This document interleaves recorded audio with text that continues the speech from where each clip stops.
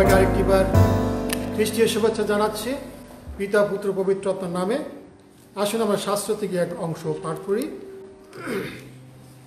প্রেরিত তার 10 অধ্যায়, মথি, মার্ক, লুক, যোহন। এরপরে আমরা দেখতে পাই কি প্রেরিত নতুন নিয়মের যে পঞ্চম পুস্তক আছে সেটি হচ্ছে কি প্রেরিত পুস্তক।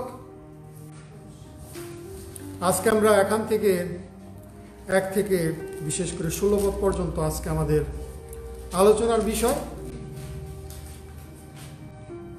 যে আজকে আলোচনা আপনারা হয়তো জেনেছেন, আমি আগে জানিয়েছিলাম, আর সেটি হচ্ছে কি খ্রিস্টীয় মণ্ডলীতে যে পরজাতীয়দের যে প্রবেশ, প্রথম যে খ্রিস্টিয়ান আমরা দেখতে পাই সেটি হচ্ছে কি কর্নেলীয় জীবন থেকে আমরা শিক্ষা গ্রহণ করব আজকে।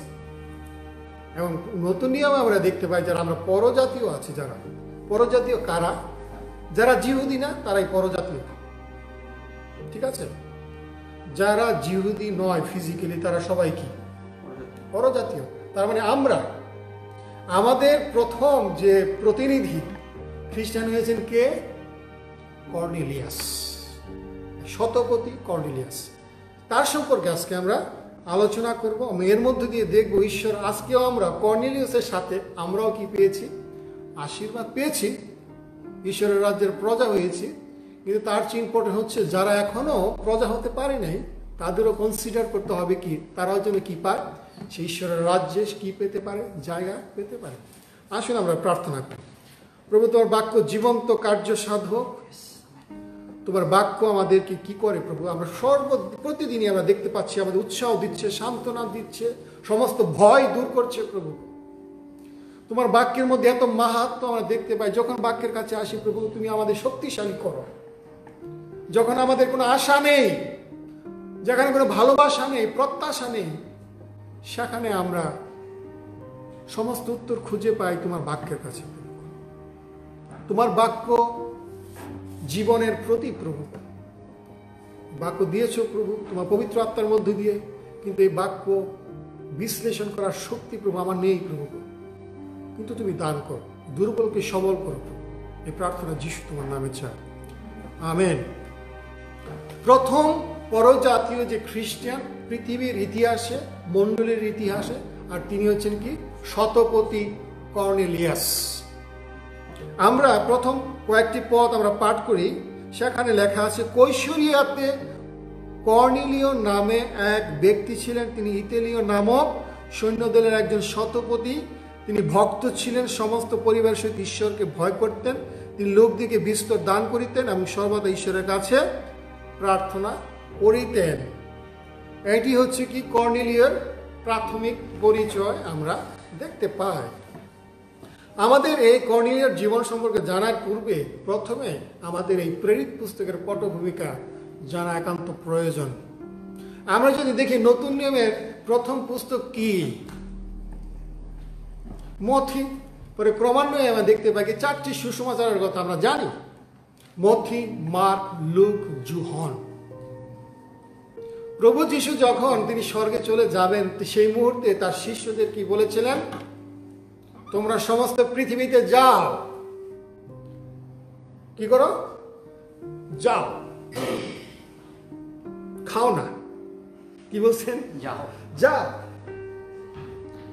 কি করো? সমস্ত পৃথিবীতে কি করো? শিক্ষা দাও, বাপ্তিস্ম দাও। মানে কি? যিশু শিক্ষা দেওয়ার কথা বলছে।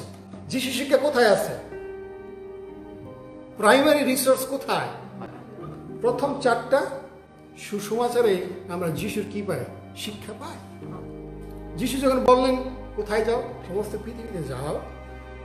তারপর আমরা দেখি প্রেরিত যে লেখক ছিল আমরা দেখি তিনি 2টা পুস্তক লিখেছেন, তাই না? একটি সুসমাচার, লুক লিখিত সুসমাচার, এবং এর সাথে ক্রমান্বয়ে আমরা দেখতে পাই কি প্রেরিত তিনিও কি করেছেন? লিখেছেন। যিশু যখন তিনি স্বর্গে চলে যাচ্ছেন তিনি তার শিষ্যদের বললেন কি, আমরা যদি প্রেরিত 1 অধ্যায় দেখি সেখানে দেখেন যিশু তার শিষ্যদের বলছেন কি 8 পদে, কিন্তু পবিত্র আত্মা তোমাদের উপর আসিলে তোমরা শক্তি প্রাপ্ত হইবে, আর তোমরা জেরুসালেমে, সমুদে জিহুদিয়া ও সমরিয়া দেশে এবং পৃথিবী প্রান্ত পর্যন্ত আমার সাক্ষী হইবে। যখন যিশু শিষ্যদের বললেন এই কথা, তাদের বলছে তোমরা অপেক্ষা করো। যিশুর পুনরুত্থানের পরে পৃথিবীতে কতদিন ছিলেন? ভেরি গুড, 40 দিন। উনি যাওয়ার পরে 10 দিন পরে তিনি পবিত্র আত্মাকে কি করলেন? প্রেরণ করলেন, তাই নয় কি? যখন আমরা দেখতে পাই শিষ্য পিতরের মধ্যে দিয়ে আশ্চর্য আশ্চর্য কাজ প্রচার শুরু হয়েছে। যিশু পিতরকে বলেছিলেন আমি তোমার স্বর্গরাজ্যের চাবি দিব। চাবি মানে কি? সুসমাচারের মধ্য দিয়ে unlock door will be opened. কি হবে? যে দরজা বন্ধ আছে সে দরজা কি হবে? খুলে যাবে। সে কারণে কি মণ্ডলীর যে জন্মদিন নতুন নিয়মে, সেটা আমরা 2 অধ্যায় দেখতে পাই। এর মধ্যে জিহুদীরা আনলক ডোর ওপেন, যে দরজা বন্ধ ছিল তাদের চোখ খুলে গেল। 3000 লোক খ্রিস্টান, তারা খ্রিস্টকে গ্রহণ করেছে। এরপরে আমরা দেখি যখন সাধু পিতরের মধ্যে কাজ হচ্ছে একদম 8 অধ্যায় তারা কিছু কিছু কাজ করেছে সমরিয়াতে, কিন্তু তখনও পর্যন্ত তারা কোথায় যায় না? পরজাতীয়দের কাছে সুসমাচার প্রচার করতে যায় না। শুধু কি ছিল? জিহুদীদের কাছে এবং হাফ জিউস কারা? যারা সমরীয় ছিল, তাদের কাছে ব্যবস্থা ছিল, প্রথম 5টা পুস্তক তারা বিশ্বাস করত, কিন্তু তার ফুল রিভেলেশন তারা কি করে নাই? পায় না। এই কাজের পর্যন্ত সীমাবদ্ধ ছিল। আমরা 9 অধ্যায় দেখতে পাই কি প্রেরিত পৌলের মন পরিবর্তন। তিনি সিরিয়ায় অবস্থান করতেছিলেন, সে দামেস্ক সিটিতে। তখন আমরা দেখতে পাই ঈশ্বর এই যে পুস্তকে আমরা দেখতে পাই 10 অধ্যায় আমরা দেখবো আজকে, যেটা সেখানে 2টা মন পরিবর্তন আমরা দেখতে পাবো। শুধু পরজাতীয় শতপতি কর্নেলিয়াসের না, কিন্তু পিতরের খুদখুদে স্বভাব সবসময়। কি স্বভাব ছিল পিতরের? সে খুবই আবেগীয় ছিল। এক সময় যিশু বলছেন কি, আমরা যদি দেখি যে মথিলিখিত সুসমাচারে সেখানে বলছে যে আমাকে মরতে হবে, পুনরুত্থান করতে হবে এবং উত্থান করতে হবে। তখন পিতর বলতেছে না না না প্রভু, এ হতে পারে না। পিতর কি বলতেছে? না, এ হতে পারে না। তখন কি করছে? যিশু বলছে দূর হও শয়তান। পিতরকে কি বলছে? দূর হও, তুমি যা ঈশ্বরের না সেটা চিন্তা করতেছো। কার পরিকল্পনা করতেছো? শয়তানের। ঈশ্বরের ইচ্ছা কি যিশু কই যাবে? মারা যাবে, স্বর্গ আরোহণ করবে। পিতর কিছু না, এ হতে পারে না। শুধু তাই না, আমরা যে দেখি পিতরকে কি, পিতর যখন যিশু যখন তাকে কি করাবে, বলছে তোমার আমি পাপ ধুয়ে দিব। পিতর বলছে না না, এ হতে পারে না। আবার যদি আমাকে ওয়াশ করতে হয়, শুধু পান আমাকে কি করবেন? পুরা গোসল করাই দিবেন। কি বলতেছে? পুরা গোসল করাই দিতে বলতেছে। তখন যিশু বলছে যারা একবার পরিষ্কার হয়েছে তাদের আর গোসল করার প্রয়োজন নাই। তখন পিতরকে যিশু বলছে তুমি যদি রাজি না হও এই কর্মে, তাহলে তোমার সাথে আমার কোনো কি নাই? অংশ নাই। শুধু তাই নাই, পিতর কেমন দেখে, যে লোকটা বলছে আমি জীবন দিব, সেই বলতেছে কি আমি চিনি না। যে বলছে কি যিশুর জন্য জীবন দেব, সে বলছে কি মরতে রাজি ছিলাম। সে কইতেছে কি একজন মহিলার কাছে রুমে গেছে, মহিলার কাছে বলতেছে আমি তো চিনি না। সামান্য মহিলার কাছে সে গিয়েছে, শক্তি হারাইছে। সে আজকে বলে কি যিশুকে চিনে না।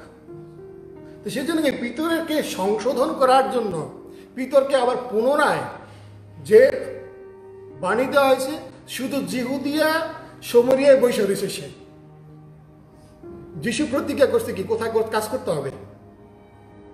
সমস্ত পৃথিবীতে সে বসে রয়েছে জাফনগরে।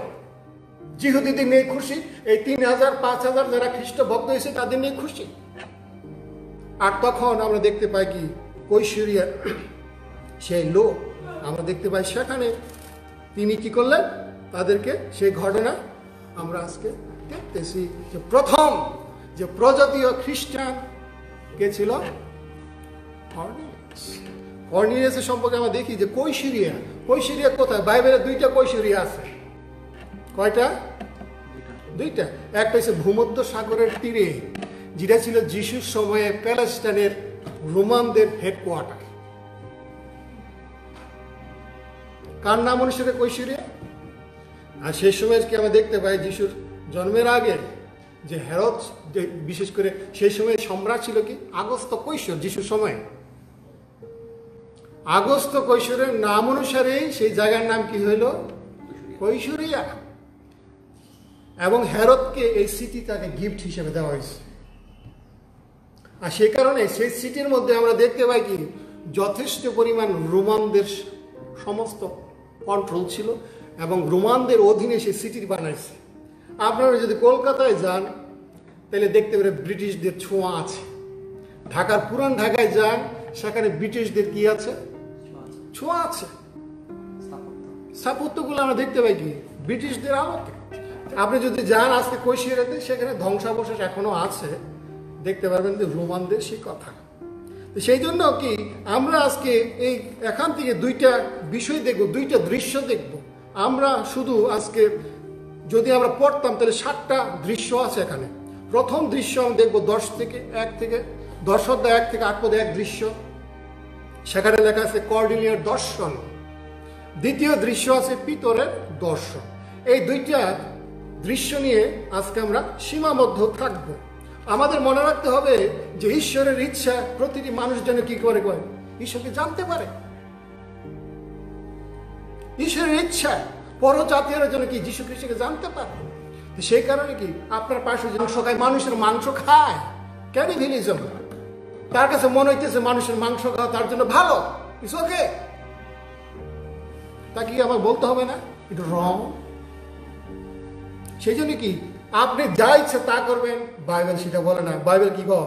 পরিবর্তন হও, যিশুর কাছে আসো, অনুতপ্ত হও, মন পরিবর্তন করো। তুমি যা ইচ্ছে তা করবা, এটা আমাদের বলে না।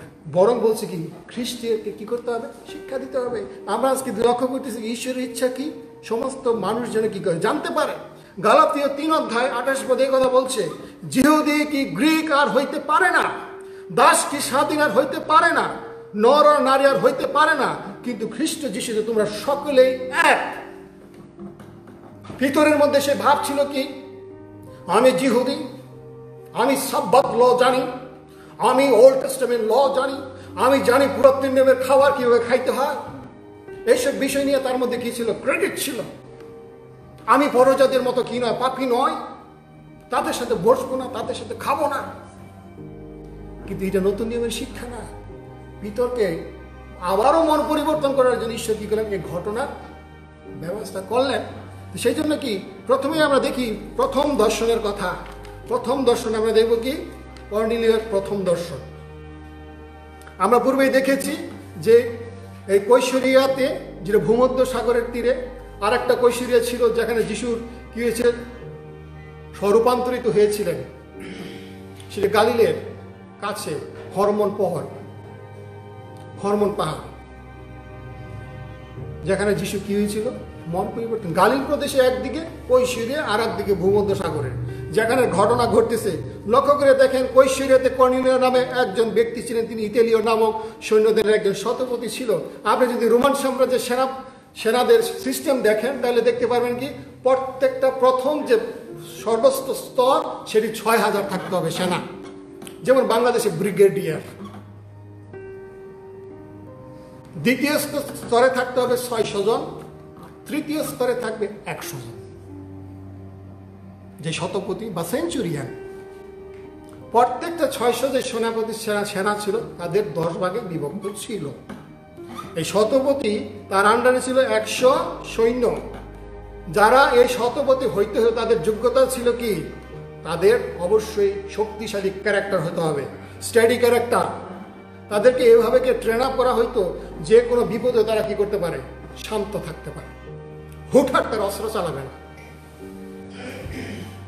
সেই জন্য তাদেরকে সেরকম লোক ছিল এই কৈশোরের কর্নেলিয়।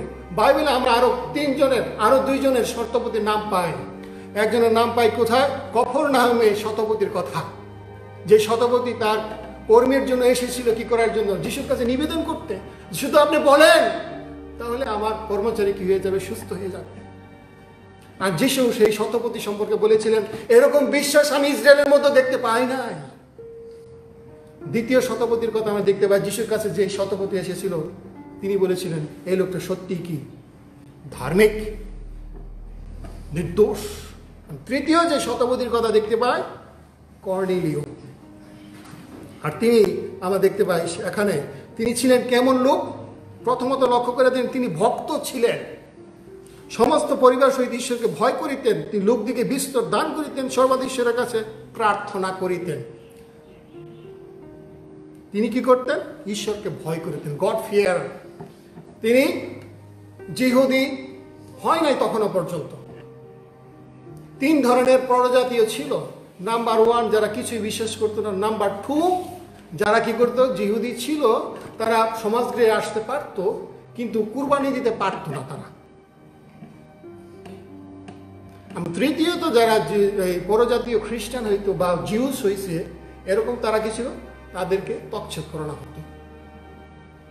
আর কর্নেলিয়াসের বয়স তখন তো অনেক, সে পুরোপুরি কি হইতে পারে নাই, জিহুদি হইতে পারে নাই। কিন্তু সে কি করেছে? রোমান যে দেবতা ছিল, রোমানদের ধর্ম ছিল, সমস্ত কিছু ত্যাগ করে তিনি কি হয়েছেন? জিহুদিদের মতো। কিন্তু তখনও পর্যন্ত সে সঠিক ঈশ্বরের কি পায় না, সঠিক পরিত্রাণের পথ সে জানে না। সেই জন্য কি পৃথিবীতে সেখানে আমাদের পরিষ্কার এই দর্শন আমাদের জানিয়ে দিচ্ছে, আপনি যত দানশীল করেন, যত ঈশ্বর ভয়শীল হন না কেন, আপনার কিছু দরকার আছে।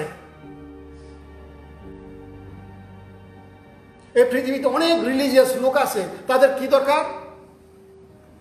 যিশুকে দরকার। সেই কথাই আমাদেরকে বলছেন। তিনি যখন প্রার্থনা করতেছিলেন, আমরা দেখতে পাই কি তখন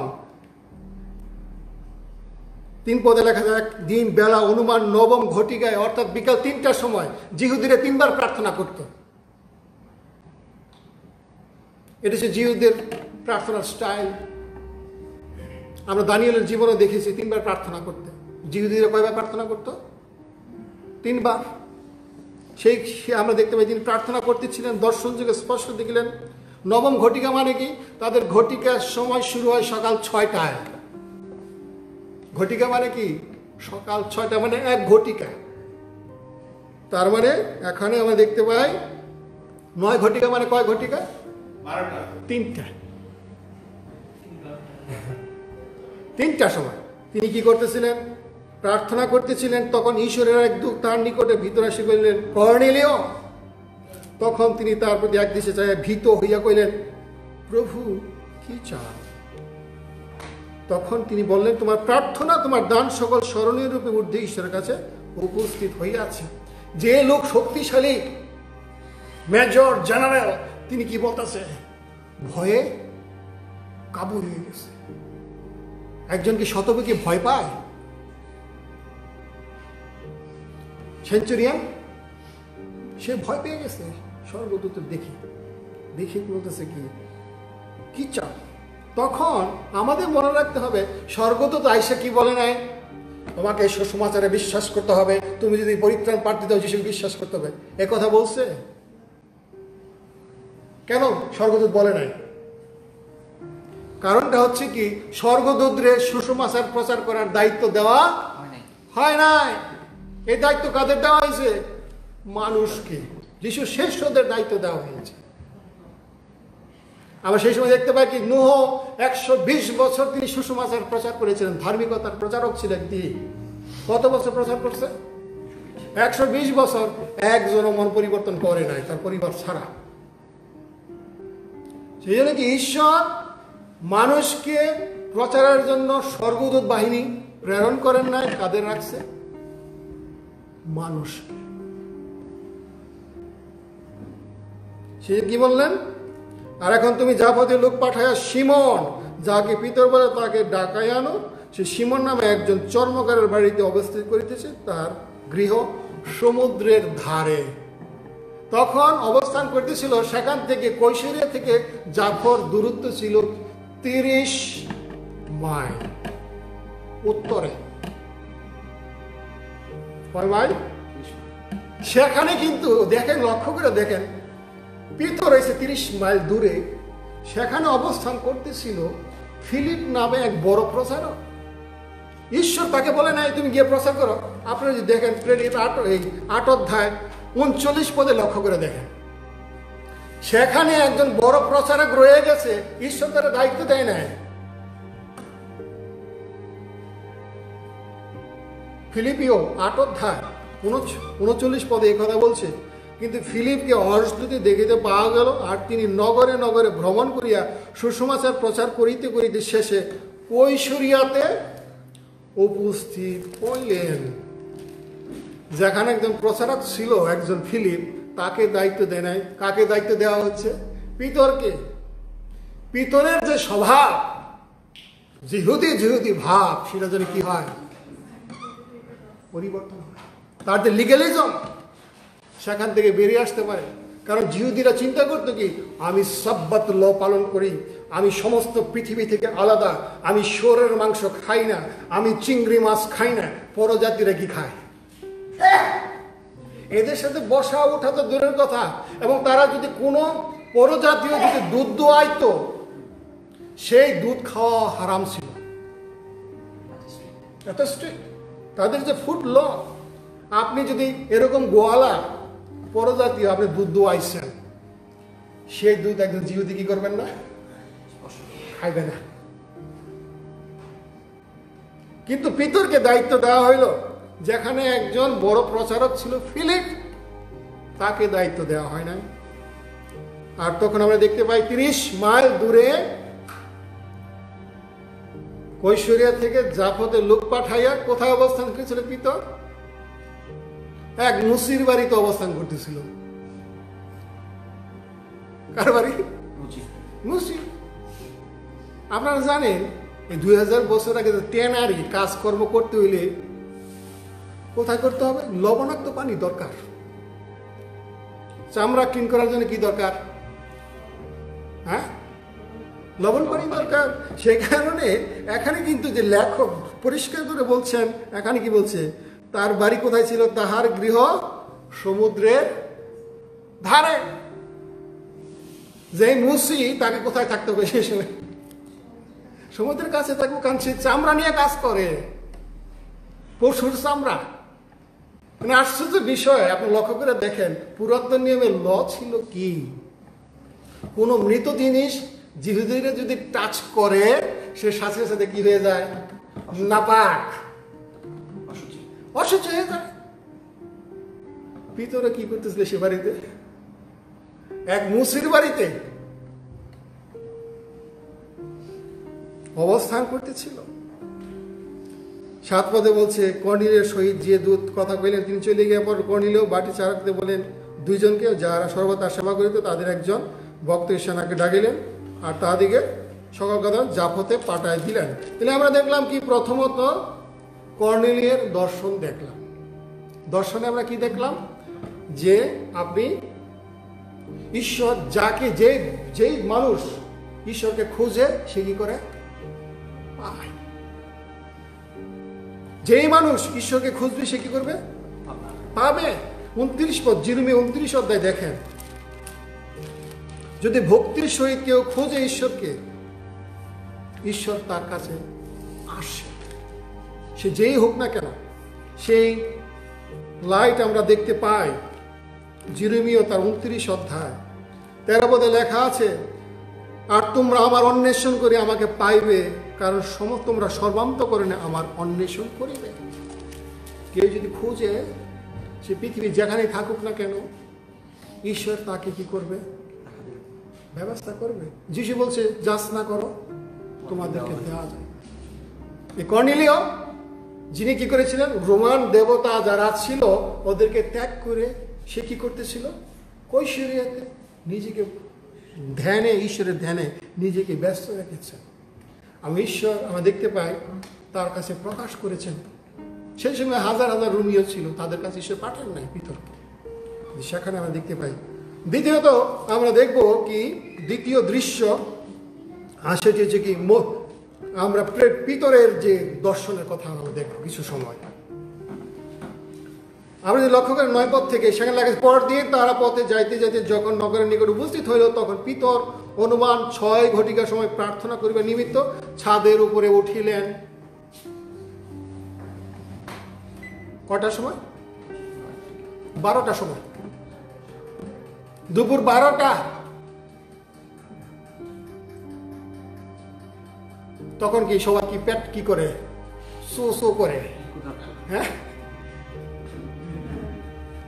পেট শোষো করে না?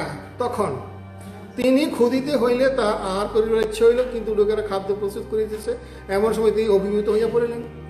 তখন পর্যন্ত লাঞ্চ কি হয় নাই, তৈরি হয় নাই। তখন পর্যন্ত এই খুন্তি নিয়ে আর কড়াই নিয়ে কি করতেছিল? নাড়াচাড়া করতেছিল। আমরা দেখি নাই সে আমাদের পরিবারের বউ যারা আছে রান্নাঘরে থাকে, তখন যারা পুরুষ আছে তারা তো চিন্তা করে এখনো পর্যন্ত কি হয় না, রান্না হয় না। সে বলতে পারে না এই কথা হয়তো, কিন্তু তার পেটটা কি করতেছিল? খুবই হাঙ্গরি। কারণ লেখা আছে না এখানে, তিনি ক্ষুধিত হইলেন আর তা আহার করিবার ইচ্ছা হইল, কিন্তু লোকের খাদ্য প্রস্তুত করিতেছে। এমন সময় তিনি অভিভূত হইয়া পড়িলেন আর দেখিলেন কি, এই দর্শনটা দেওয়ার কারণটা কি? কি সম্পর্কিত দর্শন? খাওয়া দাওয়া নিয়ে আসছে। ক্ষুধিত হয়েছে বলেই তার কাছে কি কি দর্শন আসলো? কি সম্পর্কিত? খাওয়া দাওয়া। খাওয়া দাওয়ার দর্শন কি আসলো?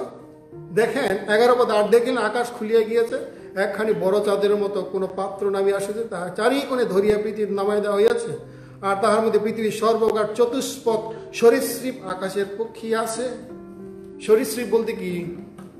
কাড্ডা, কাসিম, কুমির, এগুলো কি? যত রেপটাইলস আছে সমস্ত কিছু সহ অন্যান্য সমস্ত অসুচি খাবার যা আছে তার সাক্ষাতে হাজির হইল। 3 বার হয়েছে এরকম। আর পিতর বারবার কি করেছে? Oh no, it can not be happen. কি বলছে? এ হতে পারে না। আমার 14 পুরুষ কি করে খায় না, বলছে না? ও নো, 14 পদে বলছে, পিতর কহিলেন, প্রভু এমন না হোক, আমি কখনো কোনো অপবিত্র কিংবা অসুচি দ্রব্য ভোজন করি না। এই হতে পারে না। ছি ছি ছি ছি ছি, কি বলছে না? কিন্তু আমাদের এই দর্শনে দেখতে পাই কি, এই দর্শনের অর্থ পিতরের খাদ্য অভ্যাস পরিবর্তনের জন্য এই দর্শন দেওয়া হয়নি। এই দর্শন কি দেওয়া হয়েছে? তার অ্যাটিটিউড, তার মন পরিবর্তন করার জন্য। তার মানে কি, তুমি এখন সমস্ত পৃথিবীর এই খাদ্যদ্রব্য, অসুচি খাদ্যদ্রব্য কিসের প্রতীক? সমস্ত পরজাতীয়ের প্রতীক। কারণ আমরা দেখতে পাই কি, খাবারের সাথে আমাদের এই সম্পর্ক আছে, বিভাজন। ঈশ্বর কেন জিহুদীদেরকে খাদ্য ল দিয়েছিলেন? কয়েকটা কারণে। কারণ সেই সময় এইসব প্রাণীদের মধ্যে কি ছিল? অনেক রোগ ছিল। নাম্বার 2, খাদ্যদ্রব্যের মধ্যে মানুষ কি পরজাতির সাথে মিশতে পারতো তারা। এখন যদি আমরা দাওয়াত করি, জিহুদীরা কখনো পরজাতির দাওয়াত করতে পারবে না বা তারা যাইতে পারবে না, কারণ তাদের ঘরে কি রান্না করতেছে? শুয়োরের মাংস। সে কারণে সমস্ত পৃথিবীর মানুষ থেকে জিহুদীদের আলাদা করার জন্য কি করা দেওয়া হয়েছে? ফুড ল দেওয়া হয়েছে। আর পুরাতনে আমরা দেখতে পাই ফুড ল এর কারণে, যেখানে ফুড ল ছিল সেখানে এন্টারটেনমেন্ট ছিল, অনেক খারাপ কাজ হইতো। সেই জন্য ঈশ্বর কি করেছিলেন? ফুড ল দিয়েছিলেন লেবীয় পুস্তকে। সেই জন্য কি পিতরকে এখন তৈরি করছে, সেই জন্য কি কর্নেলিয়াসের বাড়িতে যায়, একজন পরজাতির বাড়িতে, এবং সেখানে সুসমাচার প্রচার করে। সেই জন্য কি এই দর্শনের মধ্যে দিয়ে তিনি ক্ষুধার্ত হয়েছেন। ক্ষুধা সম্পর্কিত ঈশ্বর তাকে দর্শন দিয়েছিলেন, এবং সেই জন্য কি করে? মন পরিবর্তন করে। সেই জন্য আজকে কি আমরা দেখলাম দুইটি বিষয় কি? নাম্বার 1, প্রথম পরজাতীয় যিনি প্রভুকে গ্রহণ করার জন্য ঈশ্বর তাকে তৈরি করেছিলেন। সুসমাচার প্রচার করার জন্য কি দরকার? মানুষ দরকার, স্বর্গদূত না। তারপর আমরা দেখেছি কি আপনার জীবনে আপনি যত ধার্মিকতার কাজ করেন না কেন, আপনি প্রার্থনা করতে পারেন, উপবাস করতে পারেন, গরিবকে দান করতে পারেন, কিন্তু কাকে দরকার? যিশুকে দরকার। যিশু ছাড়া কখনো মানুষ কি হইতে পারে না? পূর্ণ হতে পারে না। যিশু ছাড়া কোনো মানুষ পরিত্রাণ লাভ করতে পারে না। যিশু ছাড়া মানুষ স্বর্গে যাওয়ার কোনো ঠিকানা পায় না। যিশু ছাড়া মানুষ কোনো শান্তির নিশ্চয়তা পায় না। সেই জন্য কর্নেলিয়াস ব্যক্তিগত জীবনে তার যে হাহাকার ছিল, যে ক্ষুধার্ত ছিল, ঈশ্বর তিনি কি করলেন? তাকে ব্যবস্থা করে দিলেন। সেই জন্য বলে কি, তুমি ডাকো, পিতরকে ডাকো। আমি অন্যদিকে পিতরকে শিক্ষা দিলেন কি, তুমি শুধু জিহুদি ভাব নিয়ে থাকলে চলবে না, তোমাকে লিগ্যালিজম থেকে বেরিয়ে আসতে হবে। তোমাকে আজ্ঞা দেওয়া হয়েছে কি করতে হবে? জেরুসালেমে যাবে, তুমি সেউরে যাবে এবং সমস্ত বিশ্বে যাবে। বিশ্বে যে যেতে চাও, তোমার মধ্যে যে লিগ্যালিজম আছে জিহুদি খাবার নিয়ে, সেই খাবারের চিন্তা কি করতে হবে? সেই লিগ্যালিজম ল থেকে বেরিয়ে আসতে হবে। এই জন্য ঈশ্বর কি করলেন? তারা দর্শন দিলেন। আর সেই দর্শনের অর্থ তিনি কি করেছিলেন পরবর্তী সময় আমরা দেখব। ঈশ্বর যেন সুযোগ দেয়। আমরা আজকে দুটি এই দৃশ্য দেখলাম। প্রথম কর্নেলিয়ের দর্শন, দ্বিতীয়ত পিতরের দর্শন দেখতে পাবো। আরো আমরা দেখতে পেয়েছি কি, যখন আমরা প্রার্থনা করবেন ঈশ্বর আশীর্বাদ করেন। দুইটা ঘটনা দেখেন। কর্নেলিয়াস কি করতেছিল? প্রার্থনা করতেছিল। এবং পিতরে কি করতেছিল? প্রার্থনা করতেছিল। এই প্রার্থনা কর্পোরেট প্রার্থনা ছিল না, সবার সাথে না। এই প্রার্থনা ছিল প্রাইভেট প্রেয়ার, গোপনে প্রার্থনা করতেছিল ব্যক্তিগত ভাবে। এবং পিতর কোথায় চলে গেছে প্রার্থনা করার জন্য? ছাদে। হইচইয়ের মধ্যে ছিল না, তিনি ছাদে চলে গেছেন, যেন নিরালায় তিনি কি করতে পারেন? প্রার্থনা করতে পারেন। যখন তারা দুইজনে প্রার্থনা করছে, ঈশ্বর তাদের কি দিয়েছেন? ডিরেকশন দিয়েছেন। আপনি কি আজকে প্রার্থনা করছেন আপনার ডিরেকশনের জন্য? সেই জন্য কি দুটো বিষয় লক্ষ্য করে দেখেন, তারা দুজনেই প্রার্থনা করতেছিল। নাম্বার যে আরেকটা বিষয় আমাদের প্রয়োগ করতে হবে, সেটা হচ্ছে কি, আমাদের যে প্রিজুডাইজ আছে ব্যক্তিগত জীবনে, ওর সাথে আমি চলবো না, ওর বাড়িতে যাব না, ওর মেয়ের সাথে আমার ছেলের বিয়ে দিব না। আমি একটা ঘটনা পড়তেছিলাম আজকে আসলে প্রচারের আগে। আর সেটি হচ্ছে কি, একজন প্রফেসর ছিল, খ্রিস্টান প্রফেসর। তার ছেলে এক মেয়ের ভালোবাসে, আর সেই মেয়ের সাথে ভালোবাসার খবর তারা জানতে পারছে। কিন্তু মেয়েও ভালো খ্রিস্টান, প্রফেসরও ভালো খ্রিস্টান, দুইটা পরিবার। কিন্তু সমস্যা ছিল কি, মেয়ের পরিবারের মেয়ের মা ছিল প্রস্টিটিউট, বেশ্যা, এবং ড্রাগ এডিকশন ছিল তার। এবং এই মেয়েও জানতো না তার বাবার পরিচয় কি। আপনারা কি চিন্তা করেন, ওই প্রফেসর তিনি কি তার ছেলের সাথে ওই মেয়ের কি বিয়ে দিবেন?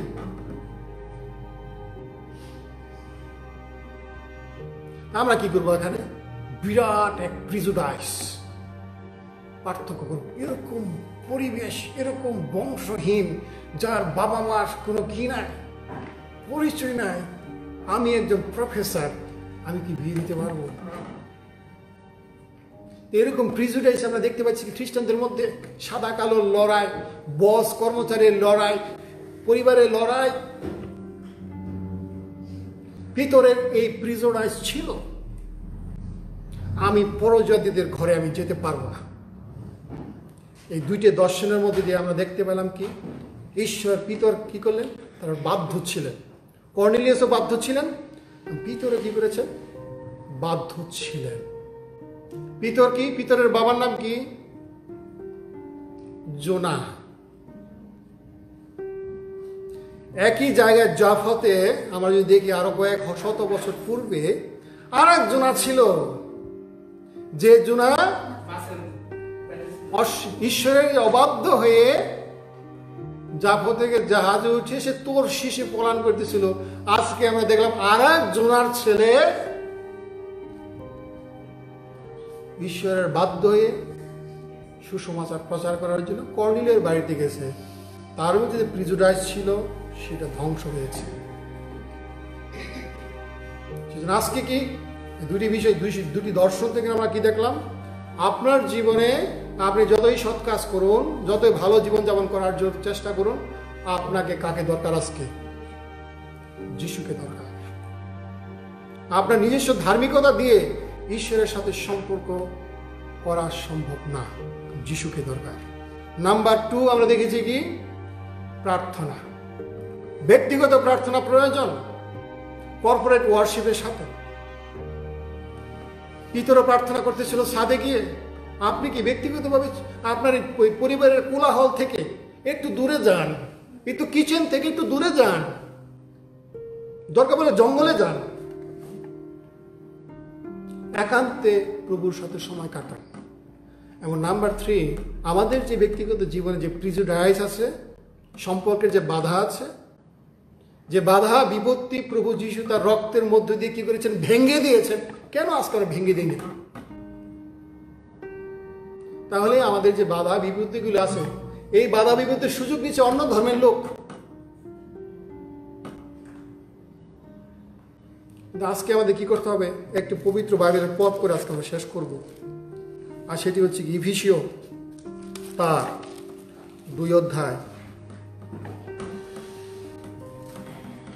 13 পদ থেকে কয়েকটা পদ দেখি আজকে, তারপর শেষ করবো আজকে।